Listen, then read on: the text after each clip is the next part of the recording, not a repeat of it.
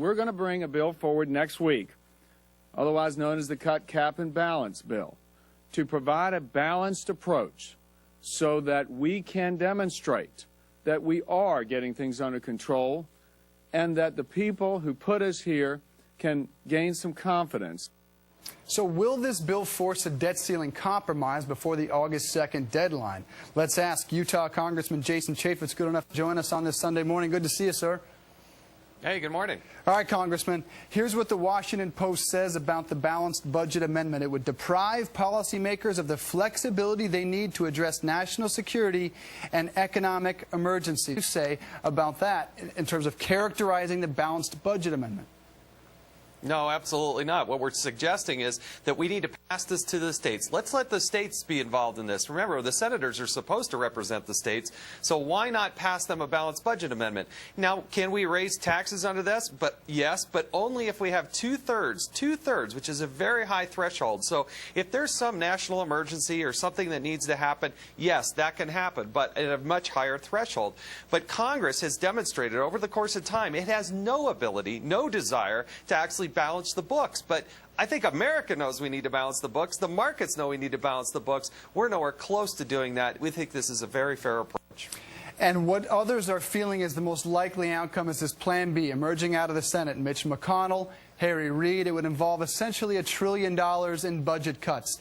If, and let's just say when, the Senate votes against this cut, cap, and balance, will you support a Plan B under any circumstance?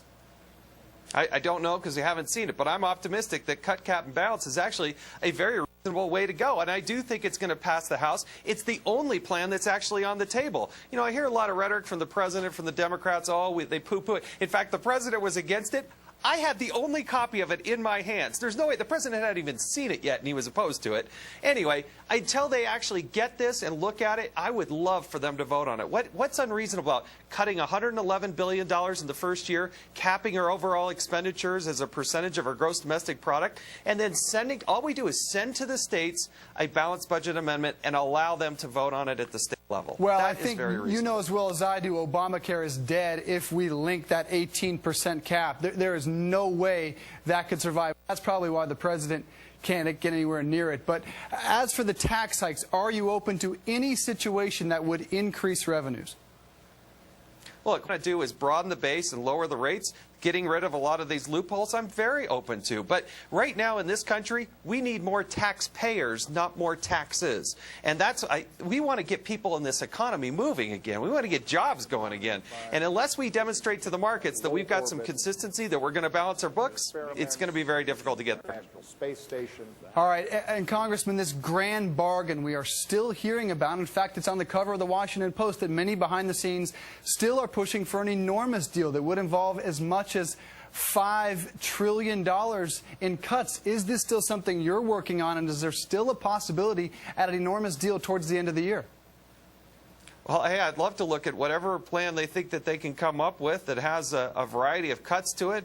We have to curb back spending. But the reality is August 2nd's coming. Nobody else has a plan. Cut, cap, and balance is coming up. We need everybody to call out and call their congressmen and senators and say, get behind this, because that August 2nd is a very real date. We got to deal with that. And this plan will actually come up for a vote on Tuesday. Absolutely. All right.